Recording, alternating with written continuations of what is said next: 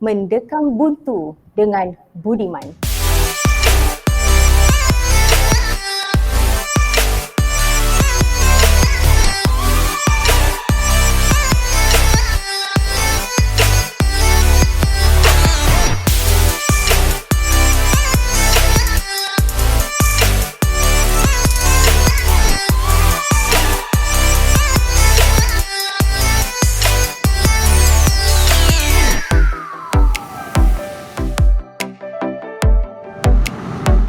Okey, baiklah Cikgu Zia, kita akan mulakan dengan soalan yang kedua pula. Soalan ni dia hot sikit, dia panas sikit Okey, menurut Cikgu Zal, kenapa pendidikan politik ini penting untuk diterapkan sejak sekolah lagi? Bukankah tugas seorang guru itu untuk mendidik dan tugas seorang pelajar untuk belajar? Bagaimana cikgu? Okay, so untuk soalan kedua, ini mereka merupakan rakyat kepada sebuah negara dan mereka perlu diajar tentang sistem pentadbiran negara dan juga isu-isu yang that surrounds akar umbi dan yang dipengaruhi oleh dasar-dasar negara. Tetapi di sini saya ingin ketengahkan kepada para penonton di luar sana bahawa konotasi pendidikan politik bukanlah merujuk kepada politik kepartian, tetapi ianya lebih kepada dasar dan sistem pentadbiran negara. So ini adalah asas kepada cara pemimpin dan rakyat bekerjasama untuk mengatur keperluan sebuah negara agar rakyat sentiasa hidup dalam keadaan aman, tenang dan senang. Jadi memang perkataan asal sampai sekarang apabila kita sebut tentang pendidikan politik, apabila disebut sahaja perkataan politik itu, maka adalah yang mengatakan bahawa benda ni tabu, isu bercerita tentang politik ini tabu. Sebenarnya apa yang tabu adalah apabila kita bercerita tentang politik kepartian. Tapi politik, it's more than just political parties. Politik juga merangkumi tentang dasar-dasar negara, pentadbiran negara. Jadi dasar-dasar negara lah yang mempengaruhi kehidupan rakyat. Dan para pelajar inilah juga rakyat Malaysia. Jadi sebab itulah mereka perlu tahu tentang, let's frame it as isu-isu semasa lah, lebih senang. Dan juga tugas seorang pelajar itu fokus dalam pelajaran dan peperiksaan sahaja. Tapi pendidikan politik boleh, saya ingin repeat lah, saya ingin ulang, politik bukanlah politik kepartian, tapi pendidikan politik boleh diberikan dalam pelajaran dan peperiksaan jika ianya dijadikan sebahagian daripada kurikulum sistem pendidikan kita. Tetapi saya kurang bersetuju jika ianya diajar sebagai single subject. Sebab sebelum ni kita ada pendidikan sivik dan kewarganegaraan dan tapi konsep pendidikan sivik dan kewarganegaraan sebelum ni dikritik sebagai pendidikan moral 2.0.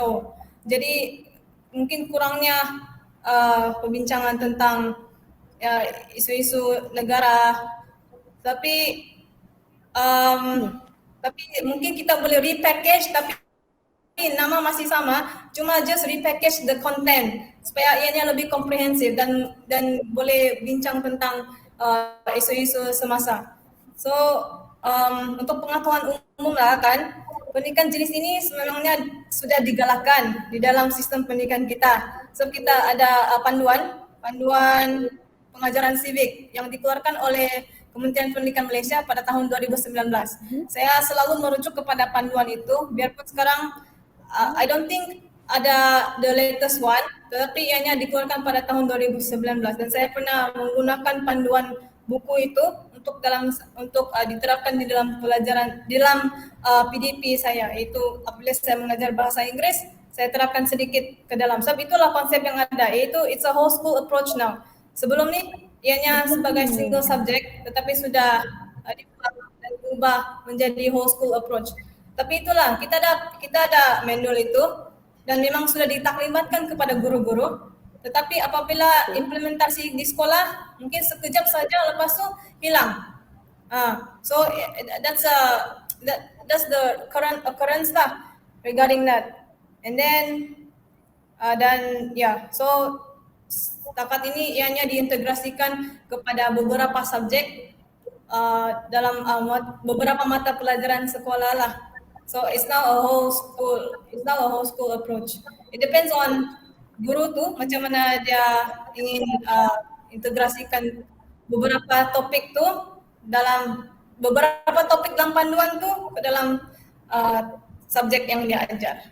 Macam sebelum ni saya pernah ajar tentang free speech, kebebasan bersuara, dan saya terapkan benda tu ke dalam subjek bahasa Inggeris, dan it can be done, it's feasible. Dan saya juga beritahu kepada para pelajar bahawa kalau kebebasan bersuara ni kita ada artikel 10. Jadi saya bagi sebuah kertas bagi dengan pelajar, ini kita punya undang-undang artikel 10 berkenaan dengan kebebasan bersuara. Saya pernah buat macam tu di kelas dan mereka discuss lah apa kebebasan bersuara di sekolah, kebebasan bersuara di community dan sebagainya. Apa contoh-contoh yang ada? It's as simple as that. But they explain it in English. Saya bagi mahjong paper dan tulislah and then they present. It's very simple. Dia tidaklah kompleks sangat. So macam itulah. Okey, terima kasih Cikgu Zel. Saya secara jujurnya saya sedikit meremang bila dengar cikgu mampu buat. Sebenarnya benda ni boleh buat dan rupa-rupanya ada panduan, ada manual seperti yang Cikgu Zel katakan.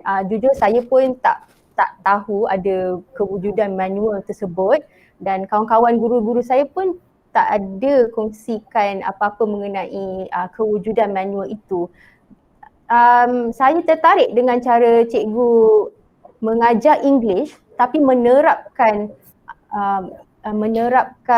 contohnya yang mengenai kebebasan bersuara tadi tu kan.